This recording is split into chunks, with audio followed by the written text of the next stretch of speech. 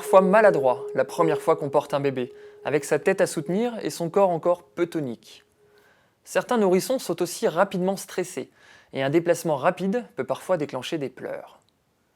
En portant votre enfant dans sa position fœtale, vous pouvez limiter le stress provoqué par ces déplacements. Gardez pour principe de toujours soutenir sa tête, avec la nuque à peine allongée, et donc le menton vers le bas, le dos courbé et les jambes repliées sur l'abdomen. Lorsque la tête est maintenue dans l'axe, sans rotation, les nourrissons sont également plus confortables. Pour des déplacements de quelques centimètres, jusqu'au lit par exemple, il est parfois plus facile de positionner votre enfant sur le côté, avec l'une de vos mains sous sa tête et l'autre sous son bassin. Pour les déplacements de plusieurs mètres, ou lorsque vous souhaitez garder votre enfant dans les bras, vous pouvez le porter allongé sur le dos, dans le creux de votre coude comme on le fait naturellement, mais aussi à plat ventre sur l'un de vos avant-bras, face à vous contre la poitrine, ou encore en position Bouddha, face au monde qui l'entoure. Quelle que soit la position, gardez en tête les principes de base énoncés précédemment. Un soutien derrière son crâne, un autre sous le bassin, les jambes repliées sur l'abdomen, et la tête dans l'axe de manière à garder le nez, le menton, le nombril sur une même ligne.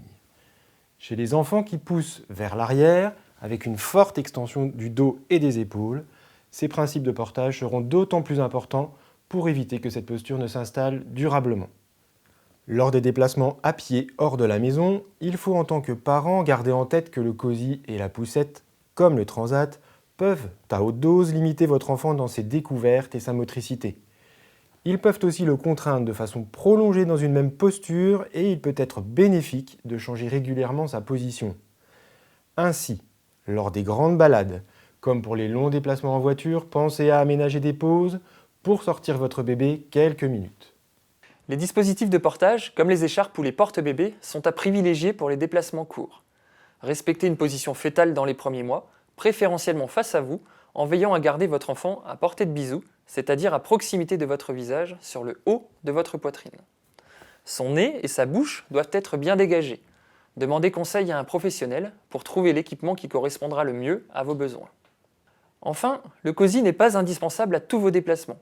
Les rendez-vous médicaux de routine qui concernent votre enfant nécessiteront de toute façon qu'il soit réveillé. Laissez le cosy dans la voiture, votre enfant préférera certainement la chaleur de vos bras et c'est une nouvelle opportunité pour interagir avec lui.